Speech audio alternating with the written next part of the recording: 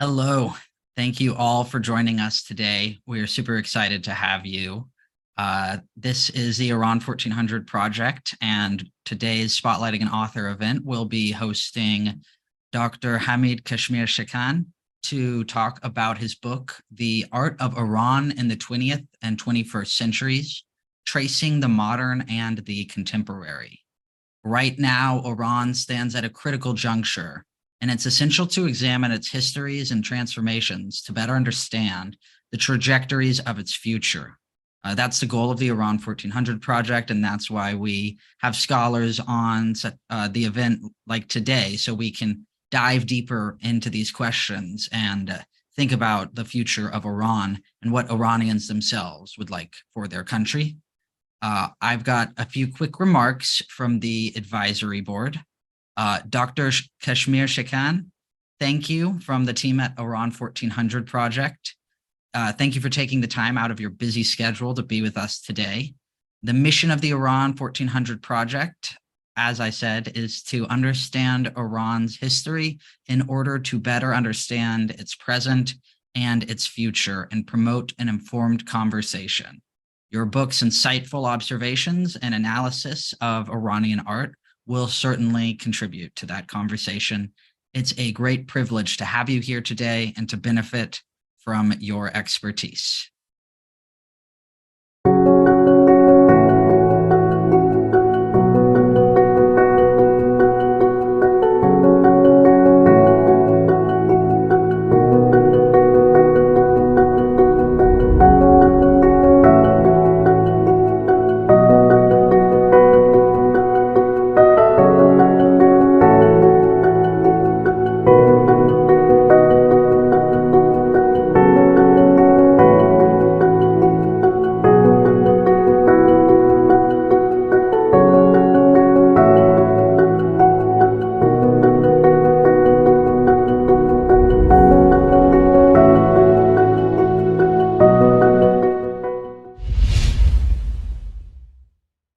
Dr. Hamid Keshmirshekan is an art historian, critic, and a senior teaching fellow at the Department of History of Art and Archaeology, the School of Arts at SOAS. He was previously senior lecturer at the Advanced Research Institute of Art, Iranian Academy of Arts, and associate fellow at the KRC, Faculty of Oriental Studies and History of Art Department at Oxford University. His interests are 20th and 21st century art from the Middle East, with particular attention to the recent developments in art practice and its relation to the context. He has taught art history and criticism in British and Iranian universities and has organized several international conferences and events on aspects of modern and contemporary art. Additionally, he has contributed extensively to various publications. For today's format, it will be around 30 minutes of listening to Dr. Keshmirshekan talk about his book with a presentation. During that time, you're welcome to submit your questions to the Q&A. After the presentation, there will be a short break for announcements, and y'all can definitely continue to send in your questions then before the Q&A. And during the announcement section, do stay tuned because we'll be talking briefly about an interview series that we are conducting where we're interviewing scholars about the Woman Life Freedom Movement in preparation for its 1-year anniversary. So please stay tuned for that. And lastly, if you would like to ask a question, you can do so either in the Zoom Q&A or you can email your questions to media@iran1400.org. That's all that I have for you. Without further ado, Dr. Keshmirshekan, the floor is yours. Thank you very much, Sydney, for your very generous introduction, and to Iran 1400 for the invitation. It's a great pleasure to be here and have the opportunity to discuss my book. Let me just share my screen.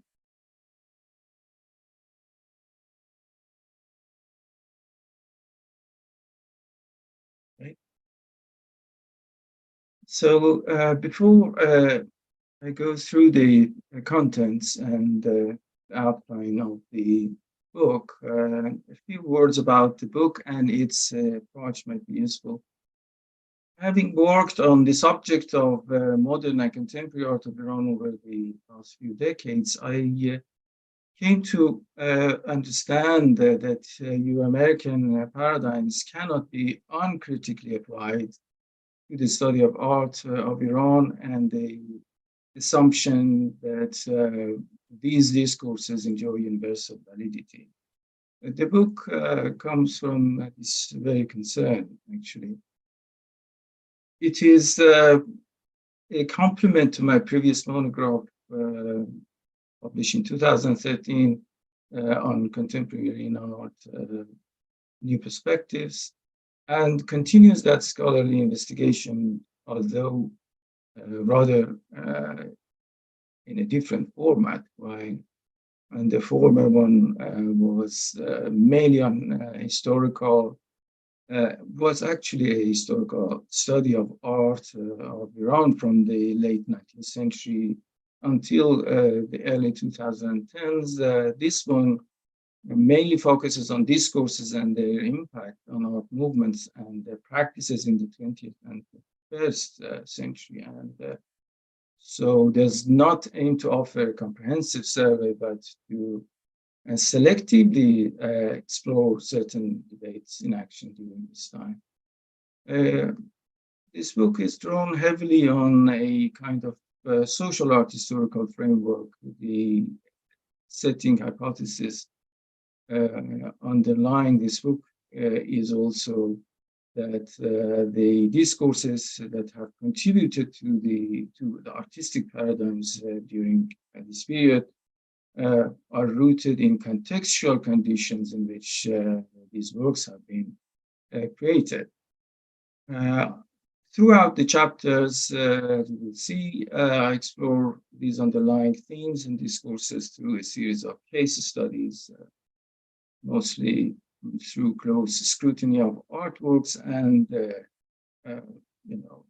artist productions during this time. My close involvement in the art scene of contemporary Iran has provided a great opportunity to hear the voices of insiders, the dominant concerns the art society and culture in Iran, and how they have been reflected by artists through their artistic strategies. Also, given the existence of parallels in contemporary, but more particularly in modern art practices and discourses in Iran and the wider MENA region, Middle East, and North Africa. Throughout the chapters, I have tried to somehow expose some of the counterparts and on occasion provide comparative accounts and parallels very briefly, with reference to regional perspectives and practices, particularly from the Arab world. As we can see in this slide, the book consists of three main parts and 9 chapters. The first part, on defining the framework, there are 2 chapters which both deal with the question of the discipline's scope and framework and try to articulate the central concept around which this book is centered, that is the question of, sorry, I don't know, it is not moving for some reason. Okay, good. All right. The question of terminology and definitions of modern and contemporary art. Both chapters by conceptual and historiographical examination of modern and contemporary art in Iran try to theorize the concepts through an alternative art historical accounts. In line, in fact, with decolonizing canonical art history, in chapter 1, in particular, Challenging Poet of Entry, I have tried to critically examine artistic encounters with the modern and the contemporary in Iran, and try to define alternative conceptual and temporal perspectives, which in some way counter the Eurocentric historicist reading of these themes and concepts. My main aim in this chapter is, in particular, to reconsider the existing historiographical questions when working on art of Iran in the 20th and 21st centuries, including its potential association and disassociation with the classical discipline of Islamic art history and contemporary global art history. Despite recent transnational approaches, which is growing, it seems the division between the two is still relevant, and it stems from a frameworks constructed, one based on the idea of civilization, the Islamic art history, and also the other one largely based on the modern national states. So one of the encounters in the study of art of Iran is the existing historiographical and methodological incompatibility between the Islamic art history of Persia and the global paradigms of modern and contemporary art history in their both historical and temporal focus. The classical Eurocentric models of art history writing also gradually follow a worldview derived from the idea of a linear history, which is a problem, and do not attempt to establish or adapt art historical models in various temporalities and contexts. As we see in this book, the terms modern and contemporary do not always serve the creation of a temporal or terminological synchronicity with Western art history. So I try to examine how these terms should relate to the art historical discourses, specifically in relation to conceptual and historical definitions in the context of Iran in particular. So what I try to trace in this chapter and throughout the book is built on the genealogies of modern and contemporary art movements in Iran that can be understood within the Iranian cultural history. So this conceptualization and also periodization cannot be merely, especially in the case of contemporary art, based on a stylistic or aesthetic significance, but is expected rather to rely on a conceptualization of discursive systems related to the very context of Iran. In the second chapter, Historiography of Modern and Contemporary Art of Iran, I quite selectively discuss the various elements of each art historical narrative in different primary sources, including articles, critical reviews, exhibition catalogs, and books written by artists, critics, art historians, and also curators. Both in Persian and English from the 1940s to the early 2020s. And try to examine their ideological premises, sources, and discourses, and also the historical models they are based on, their temporal perspective, as well as their linguistic and technological choices. I try to show how negotiating culture and political associations, debates on common encounters with modernism, discussions about the values of modern and contemporary artistic practice, questions of authenticity, the constant fluctuation between past and present, and their attribution to the nature of Iranian culture reflected in those primary sources.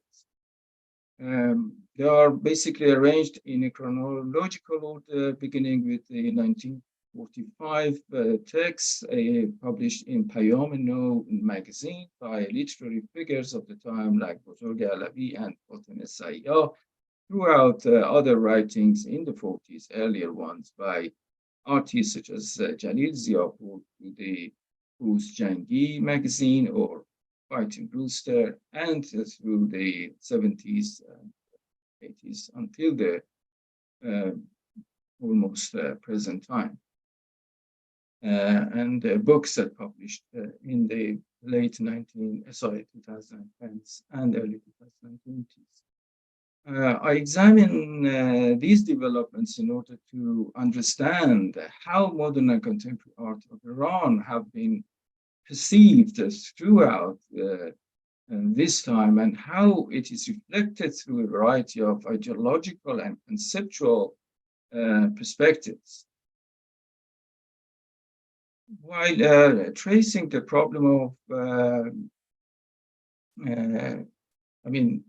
we usually face with the problem of tracing coherent definition of and formulation of modern art, honar no in Persian, and contemporary art, honar muasir, or an articulate historical narrative of the development of Iranian art through writings in Persian periodicals alone is inevitable. These texts reveal how sociopolitical spirits of the time affected art and artistic engagement. The second part of the book, Discourses on Modern and Contemporary Art, traces the dominant discourses on modern and contemporary art practices by Iranian artists from the 1940s to the present time. In chapter 3, focuses on the 1960s and 70s in particular, and examines the concept of Iranian modernism through examination of the concept of new traditionalism and its manifestation in art practices, in particular, the Saqqa-Khaneh tendency of movement. Within this discourse in new traditionalism, your American modern art methods were a required but not necessarily adequate element in the shaping of this art discourse. And the main aim of this approach, similarly practiced, interestingly, in many non-Western world, and particularly in the MENA region, was to reflect a modified version of modernity carried out within other cultural domains of Iranian life at the time. In this chapter, I examine how this notion was realized within and in relation and correspondence with Iran's mid-20th century sociocultural practices and crucial debates over the creation of a balance between the two polarities of modernism and cultural authenticity that had started in the earlier decades, reached to a peak in this decade of 1960s, and resulted in the creation of the most acclaimed new traditionalist movement, the Saqqa-Khaneh tendency. This tendency in the 1960s, with all its varieties, which was not heterogeneous, homogeneous was heterogeneous, was in fact born within a cultural and political context for which the questions of collective national identity and revival of past authentic culture were prominent concerns. In this chapter, I try to bring together both historical facts and analytical and critical accounts together and examine other elements that may have contributed to the creation and promotion of this movement, namely the influence of the official culture, mainly through the official programs and festivals such as the Tehran Biennales and Shiraz Arts Festivals, mainly supported by the Ministry of Culture and Arts and also later the Secretary of the Kulit Farah in the 60s and 70s. and also market interests. In this chapter, actually, I try to rewrite and reevaluate all the writings from the primary sources to the other writings, including my own earlier writings, and try to provide a kind of fresh idea about this movement and its attendant kind of stylistic and formalistic and also other critical ideas about. Starting from an iconic work by Charles Sinzendudi in 1958, who is the saying the world is crazy about, and finalizing with the Tehran Museum of Contemporary Art exhibition in 1979, I tried to scrutinize the aesthetic elements of the works of artists who are most linked to the movement or affiliated to the movement, both for their artistic viewpoints and the visual characteristics. So these are just a few examples of how it might be literally related to the actual Saqqa-Khaneh, the writings of Imami, who coined this term first in the 1960s, and also a study of the raw materials, or what they call the raw materials, that they looked to cult rituals and products of folk culture for inspiration. Throughout the time, various abstract forms were created in which the ornamental elements, perhaps, and geometrical shapes drawn from different sources of folk art, metalwork, historical architecture, and calligraphic forms or textual forms, elements were juxtaposed through the whole canvas or sculpture object, typically in symmetrical construction. We can see a few examples of these works by the pioneers of this movement. On the left, Saint Zenderudi, and on the right, East and also others from the left, artists affiliated to this movement, Faramaz Pilaram, and in the middle, Masoud Arabshai on the right, Surghan and from the left again, Jazet Tabatabai, Nasser Owaisi in the middle, and Sadegh Tabrizi, and a few others who are not formally affiliated, but somehow their works show association to this movement, like the works of Siar Majani in the late 1950s before he left Iran, and also post-Saqqa-Khaneh works, particularly calligraphic works and trends by Muhammad Ehsai. And also addressing critical ideas about Saqqa-Khaneh, I talk about alternative movements, in particular two important artistic collectives which struggled with the formation of alternative and independent modern movements, art movements in Iran, Talarek and Trees, or Iran group in the 60s, but particularly the independent. This is just as an image of similar works and approaches in the Arab world that we unfortunately cannot talk about them, but there's just a mention of similar approaches that happened in Iraq, Morocco, and Egypt. So one of these collectives, as I was saying, was the independent group of painters and sculptors, Group Azad Naqashan و Mujassam Sazan, or Azad group, in the 1970s, which were experimental in nature. The main objective was to challenge the art scene in Tehran, reaction to the rise of market-oriented modern art practices, or the mainstream art practices exhibited in the growing commercial galleries in Tehran. So they were committed to the innovation in art by using unconventional materials and media, including performances and installations. See, unfortunately, again, we don't have time to talk about them. This amazing practices. And the fourth chapter, Discourses on Post-Revolutionary Art, I talk about how the revolution brought a rapid end and to the Pahlavi's official culture, and whatever was connected to it, including those practices. So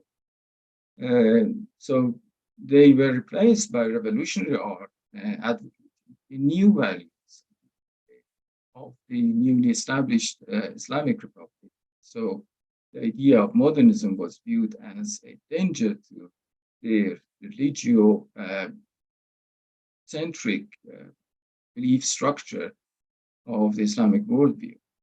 And so those profound changes in various domains of Iranian life, politics and culture, the revolution, marked effect on the formation of post-revolutionary art. And so these are actually an early example before the revolution mainly. And so in the book I talk about these somehow affected by revolutionary aspiration before it become materialized through the documentary photographies and also paintings and posters by artists which were never as a part of formally revolutionary art, revolution movement or the group that I'm going to talk right now, as a kind of deliberate and long-lasting effort at creating propaganda and in visual forms. Governmental agencies in the post-revolutionary period, organizations, and other cultural groups used the visual arts as a means to promote, disseminate, and most of all solidify the objectives of the Islamic Republic. And it soon it became obvious that the artists of the revolution they were named were formally supported by cultural officials, and their works appeared in all public spaces, places through the different formats such as posters and murals. And it was within this kind of socio-political context of the newly established Islamic Republic that we see the formation of the notion of muta'ahid, of Honari muta'ahid, meaning committed to the revolutionary aspirations. And that was sponsored by mainly the Artistic Center of Islamic Propaganda Organization, حوزه هنری سازمان تبلیغات اسلامی during the 1980s. And during this time, these artists filled exhibition halls, civic institutions, and public spaces. Perhaps the most important one was the Tehran Museum of Contemporary Art, and now being used as a majestic gallery space for public exhibition with large propaganda paintings, posters, and murals. Later, together with a range of traditional arts, including calligraphy and miniature painting that was then termed, interestingly, Irano-Islamic negargari as an alternative term to the miniature as a Western term. Large politically charged public murals expressing a deep commitment to the revolutionary values and commemorating the revolutionary struggles and wars heroes, as we can see in this picture, were painted on the main walls of the cities to mobilize the viewers during the war. In the second part of this chapter, I talk about the second phase of post-revolutionary art and culture, which was coincided with the end of the war and marked the second phase of post-revolutionary art, was in dialogue with modernity. And according to the Islamic Republic's terminology, this period corresponding with Rafsanjani's presidency, 1989 to 97, was termed a reconstruction period. This period saw the reflection of the issues of national identity on an art informed by national Islamic characteristics coupled with modernist paradigms.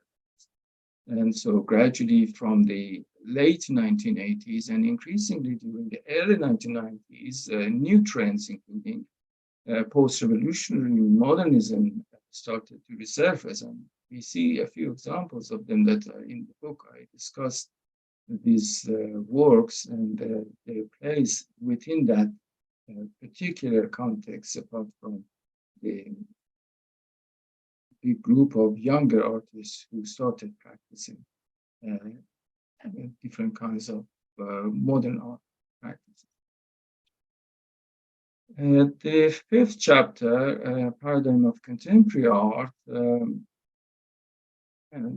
further explores concepts, mechanisms, strategies, and paradigms of art practices in Iran, and tries to connect these paradigms to a growing contemporary art in Iran in the early 2000s as a new type of time and space in art critical inquiry. It was perhaps most probably by the late 1990s that Iranian art witnessed a gradual change, departing from the frame of the lately post-revolutionary artistic modernism that was mentioned, and incorporating new viewpoints of existing realities. So this is the third phase of post-revolutionary art and cultural practices, which began somehow with reformism, the so-called reform period from 1997 to 2005. And when the new movements and discourses grew and developed in them, so it was in parallel with all the other movements in art and culture in Iran. The designation conceptual art, the title of the first exhibition, formal exhibition, 2001, held at the Tehran Museum of Contemporary Art. So as a kind of state-sponsored event, first meant a rejection of traditional artistic medium in favor of various new media such as photography, video, performances, etc. But not only that eagerness that they apply unconventional media, but also artists' particular attention to idea, concepts in their art marked this shift. There were fragmented practices during the 1990s that we can call them contemporary art practices or conceptual art, mainly practiced by contemporary art workshop, Azad Hunar Muasir, and their practices in, for example, 1992, Project 92, and also another one in 1998. Experience of 1998, but the most inclusive and comprehensive event was held at the Tehran Museum of Contemporary Art in 2001, that somehow through which this movement became dominant in the Iranian art scene.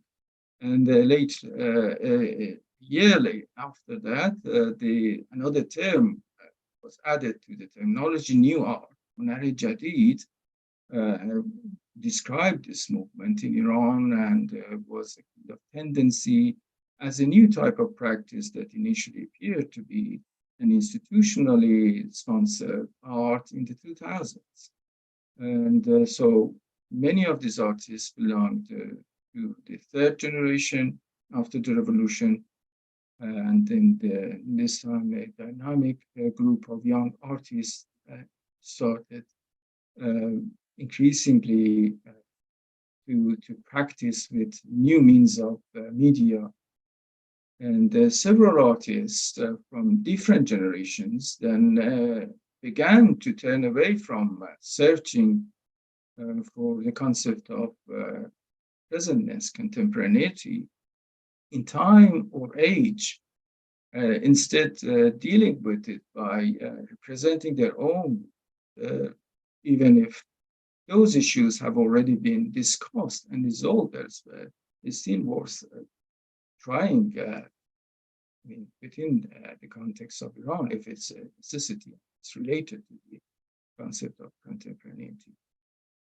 What basically made all a variety of contemporary approaches different from the concerns of modern art practices was that they interrogate the ontology of the present and the question of what it is to be in the circumstances of presentness continuity.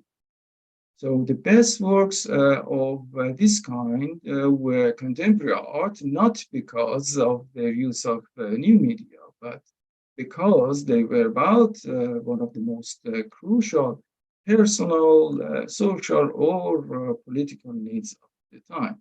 And there are just a few examples that in the book I discuss even critical ideas about the movement or the state-sponsored movement of new art, and they respond to these kinds of approaches through the works of artists that are examined in this chapter. The third part of the book, Art Practices and Sociocultural Discourses, thematically examines art practice and its sociocultural implications through chapters on politics of art practice in Iran, the issue of cultural essentialism and exoticism in relation to the global art scene, recent forces of market demands and artistic strategies to challenge these cultural stereotypes. Chapter 6, the politics of art practice in contemporary Iran, looks into how individual artists generate their own artistic strategies that are relevant to the demands of contemporaneity, as earlier was mentioned, concentrating on the period from 2005 onward and the resurgence of fundamentalism during the Ahmadinejad's presidency in particular, within the political culture of the Islamic Republic. The official support of for new art or contemporary art was consequently over in this time, and so a new wave of more self-governing contemporary art grew within the private sector and artists' individual networks. I talk about the development of the private art sector and the art market regionally and nationally in this period and their roles in the growth of certain trends and genres. I argue actually that the market system has generated stereotypical ways of thinking among arbiters of taste and value. By imposing its own standards. So there has been an attempt by artists to reorient and, somehow subvert this kind of discourse, a rejection of the notion of art industry itself and of ideological formulation around their. So through examination of works of a number of socio-politically engaged art practices, I try to explore how artistic involvement within or with the concept of activism is increasingly moving away from the prescriptive agendas. So there are a few examples like this majestic, wonderful work by Babad Khurshidi from the curriculum notice entitled Khabaran, to the other works of artists of this period that are examined in this book. And in continuation of the chapter 6, chapter 7, the main core of this chapter is that artists have not been observed by the state's soft power which aims to impose its ideological values on the nation's life. I talk about different strands of identity politics, their association with the post-revolutionary state's cultural strategy, and the artist's aesthetic rebellion versus the state's prescriptions, particularly formulated through regulations by Ministry of Culture and Islamic guidance, and those frameworks, mainly related to the question of constructed collective identity as well. In fact, rather than internalizing the demands of the dominant ideology or the inert perception of the subject against power, I used the idea of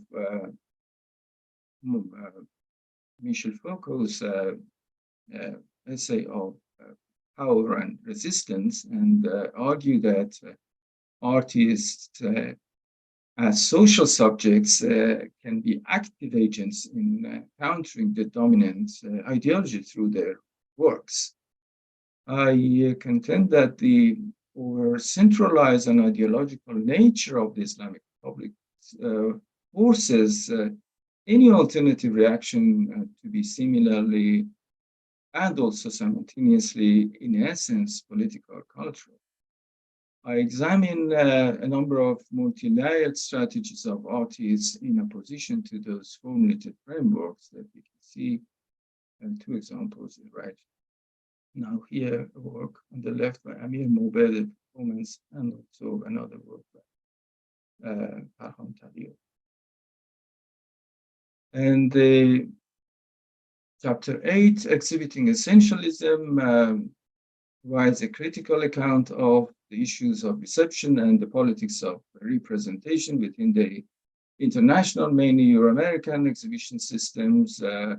And I also here draw on Timothy Mitchell's exhibitionary order and try to examine works of contemporary artists from Iran in relation to the stereotypes deployed by Orientalists and new-orientalist practices. I argue that the main objective of the majority of these events is to frame essentialized cultural views and a fixed image of ethnicity that tends to reduce the works of artists to geopolitical or ethnic concepts. So now the problem seems to be directly related to the politics of visuality, since it is the exhibition system that determines standards of visibility. So I talk about critical practices and the discursive strategies with which actually challenge this essentialization.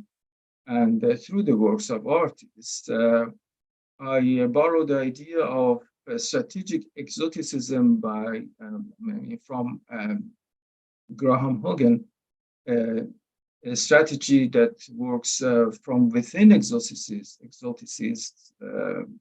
codes of representation, either managing to subvert those codes or succeeding in redeploying them for the purpose of uncovering differential relations of power. And there are examples of these works that you see here. And lastly, the last chapter, chapter 9, in continuation of, again, the earlier chapters, humorous art practice, I concentrate on strategies deployed by artists, either living in Iran or outside, against those forces, particularly through the language of humor, irony, and satire.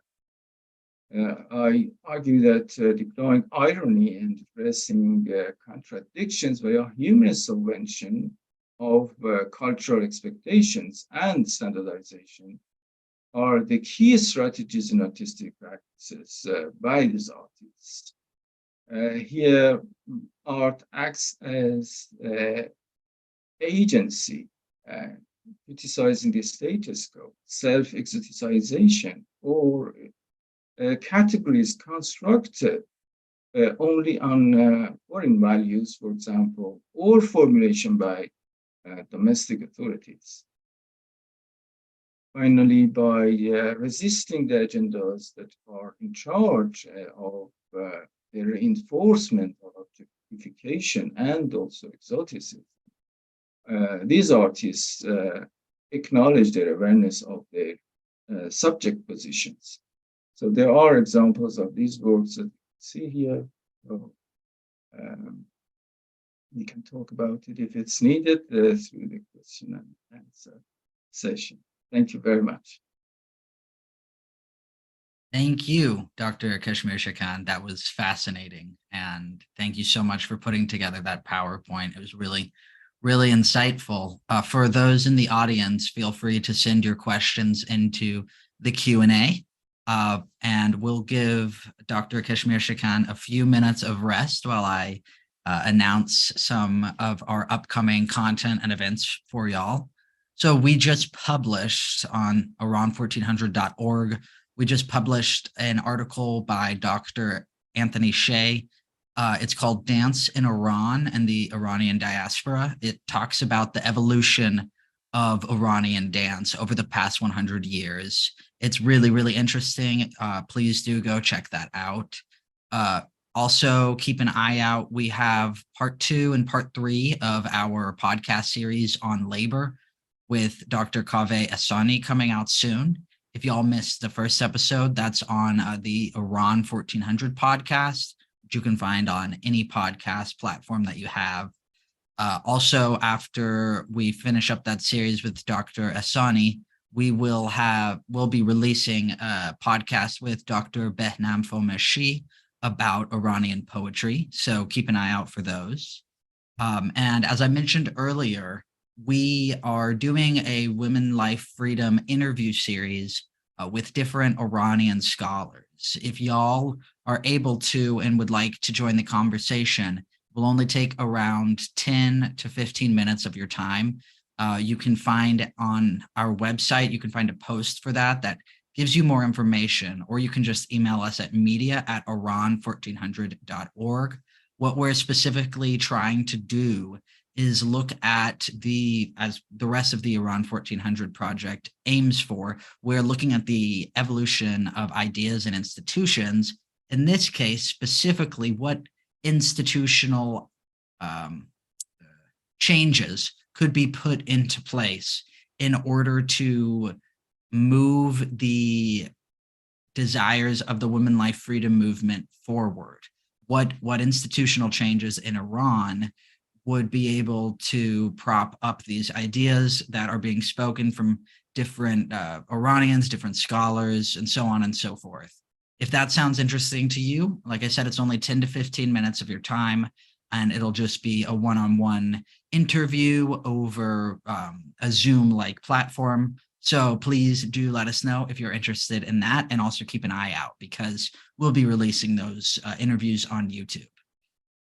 And that is all that I have for y'all in the announcements. Again, send those questions to the Q&A. You'll be able to, even as we continue the Q&A right up till the end, put those questions in. Before we begin with y'all's questions, I have one of my own. Because the Iran 1400 project focuses on institutions, I was curious what institutions what institutions are in place in order to provide an outlet for these discourses over the past century as well? Like what institutions are in place for people to comment on art and debate it? And has there ever been any time where it's been harder to it's been harder to really criticize art over the past 100 years? Or has it been a steady arena that people have been able to engage in this conversation? Thank you. I'm not 100% certain if I got your question exactly, but by institution, I mean, you mean former institution, either in Iran or in the international arena. Mm-hmm. Yeah, as far as I'm concerned, there has not been any particular institution within Iran or outside Iran provided a kind of platform for these kinds of conversations to happen. I mean, there were from time to time places or in particular publications, periodicals, that provided even temporary kind of platform for these issues to be discussed, perhaps. And there are perhaps even now a few of them still working, but not really as a kind of acting as an institution. Mm. And also, perhaps only very briefly during, post-revolutionary period, the reform period, perhaps Tehran Museum of Contemporary Art was able to provide a platform, although very in a kind of very limited scale, because everything that was happening there had to be framed within the Ministry of Culture and Islamic Guidance in Iran, so couldn't be really critical in that sense. But I mean, there were conversations about contemporary art, different aspects of it, contemporary Iranian art as well, through the seminars and conversations and a kind of dialogue we can call it. But other than that, unfortunately, I don't know any other institution, either nationally in Iran or internationally, that could play that kind of role to foster a kind of conversation about these kinds of topics. Fantastic. Thank you for that response. That's the question that I was asking. You definitely understood it. So thank you for that. It's interesting to think about that evolution there. The next question that we have is from Karamat Fathania. Hamid, your engaging presentation was much appreciated. Could you delve further into your fresh perspective on the Saqqa-Khaneh school? Specifically, what unique contributions have you made to the field that differentiate your work from previous scholars like Karim Emami,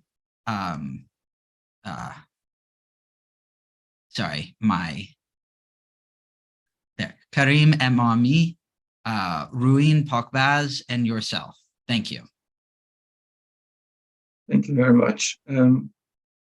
That's a great question, actually, because I tried to address, as I mentioned, fresh ideas about this movement. And so I delved into different kinds of sources, including primary sources and the works of Karim Emami, because what he wrote about the movement, because he was the one who coined this term, somehow it was necessary to read what he'd written about this movement. And the more I went through the writings, the more I got confused about the actual meaning of this term and how it could be applied to the works of artists. And I realized that Emami himself was not very clear about what Saqqa-Khaneh really means, although he very cleverly termed it. And I realized that the term Saqqa-Khaneh, according to his own definition, could only be applied to the works of a few artists like Zenderudi and Tanawuli and perhaps Dilaram to some extent in their early works from 1962 to almost 1964. And that's why I divided the movement more or less into two periods of early and late Saqqa-Khaneh. And I think that the Emami's definition is basically could be workable for the early works of these artists and the atmosphere of their works and their inspiration from those sources that he mentions very well, and it's related to the idea of the Saqqa-Khaneh as he describes it. And also throughout his other writings, mainly all written in the 60s and until more or less mid-60s, he talks about other artists who really, have nothing to do with his earlier definition of the school, or what he calls it school. And I believe it was not school. And I tried to use the terms such as tendency and trends rather than the school, because again, the more I read about those sources, I realized that there was no connection whatsoever among these artists. And so many of them, or several of them, were unsatisfied with this term. For example, Beatrice was never happy with to be affiliated to the school. And so, on the other hand, Emami was the professor at the College of Decorative Arts, and so they really didn't want to confront him. But Arab Shahi was unsatisfied. Several others were not satisfied with this, to be affiliated to the school. And as I said, Emami's definition in the later years and inclusion of other artists to this movement was a matter of actually confusion, really. So I tried, and I found out, interestingly, that this movement somehow was not really in its peak during the 70s in particular, and that the reason that we now know Saqqa-Khaneh with these 8 particular artists is that in the second exhibition of the Tehran Museum of Contemporary Art as the Center of Knowledge Production and a former institute, there was an exhibition held curated by Nahid Mahdavi on Saqqa-Khaneh artists, and it's called Saqqa-Khaneh Revisited, and Emami is invited to write an introduction without even being consulted.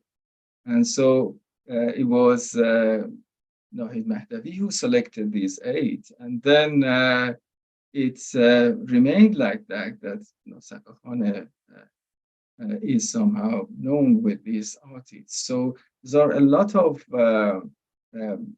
arguments about who was really affiliated, who had to be included. Emami, his initial writing mainly mentioned Zenderudi, and throughout his writings, he keeps saying Zenderudi and his friends. So the actual Saqqa-Khaneh was perhaps best worked with Zenderudi's initial works. And also throughout the other parts of this chapter, I talk about the critical aspects of this movement and how it is then related to the official culture, and how through the Tehran Biennales, many of these artists, were awarded prizes, and that's why they became a kind of epitome of the official culture, and the Saqqa-Khaneh movement became a kind of representation of modern art movements, and also with look at the traditional materials, something that was an ideal kind of national school of art, and also other critical points that movements, as I mentioned very briefly, like Andrew's group and others talked about, how it is related to the idea of Orientalist perspective of Iranian art. The relation to the idea of Arthur Pope's idea of ornament and its constant presence in art of Iran, and the ornamental aspect of many of these works, and several other ideas that I try to bring up in this section. Thank you, Dr. Keshmirshekan. Our next question, before we get into our next question, we will have time for just a couple more questions. So please, those in the audience, y'all can put those in the Q&A chat, or just a couple more questions after this next one we'll have time for. This next question is from Yari Ostovani.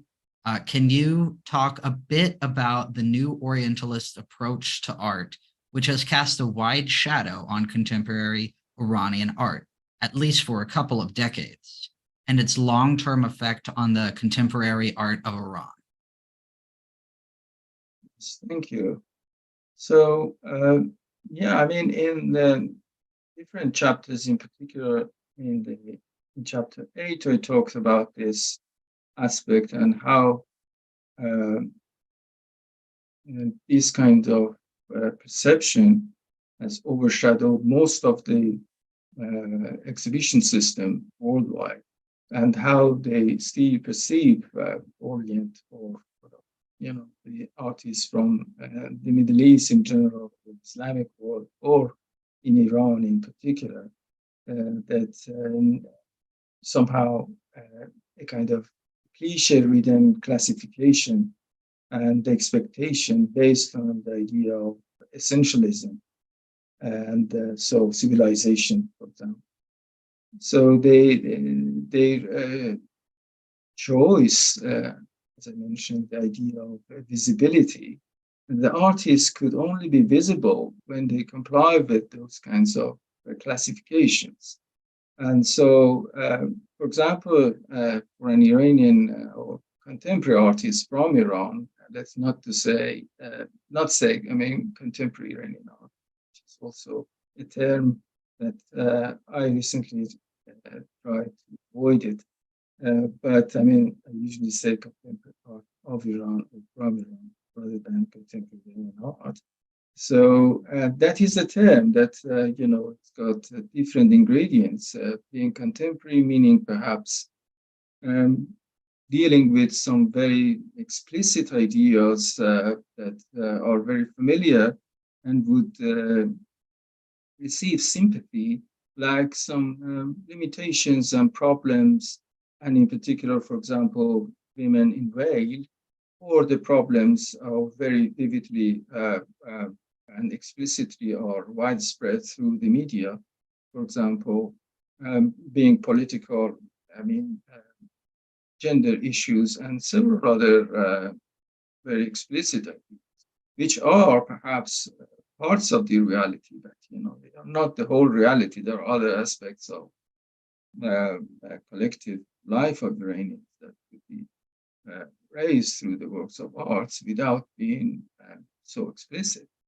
And the more cliched perhaps approach to those works of artists is the expectation of being, the references to traditional materials, such as calligraphy, particularly, or geometrical forms in reference to the so-called Islamic civilization or past. So these are all very familiar forms that are at work, action in the choice of these systems. So they are doorkeepers, actually, and they wouldn't let everybody enter. So whoever is complying with that choices kind of classification would be allowed to get in. Otherwise, it's not, most of the time possible. So I hope I answered part of the question. Thank you. That was very insightful. Our next question is another one of my own. Why is it that the book begins in the 1940s specifically and not before? Thank you.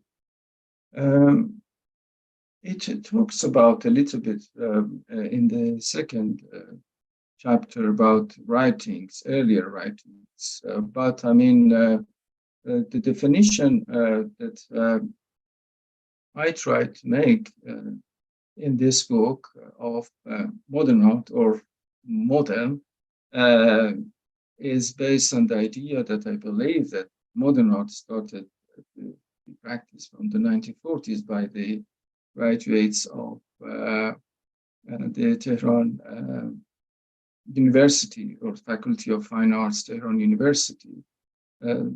Artists such as Jalil Ziapour and several others returned from their further studies in Europe.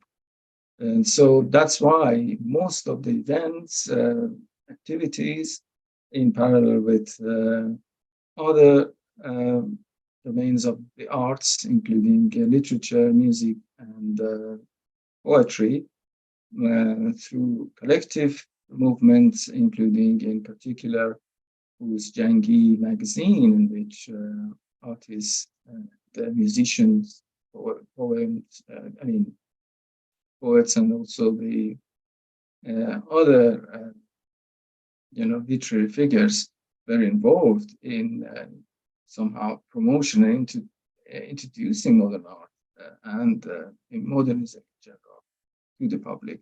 So in that sense, the book mainly starts from the 1940s and then continues throughout the later decades. Perfect. Thank you. I have one more question myself. We have about time. If anyone else in the audience has a question, we've got one more question that we could take from y'all as well. Dr. Keshmirshekan, you mentioned in your introduction that you, in this book, ended up reversing course and changing your mind about past arguments that you had made.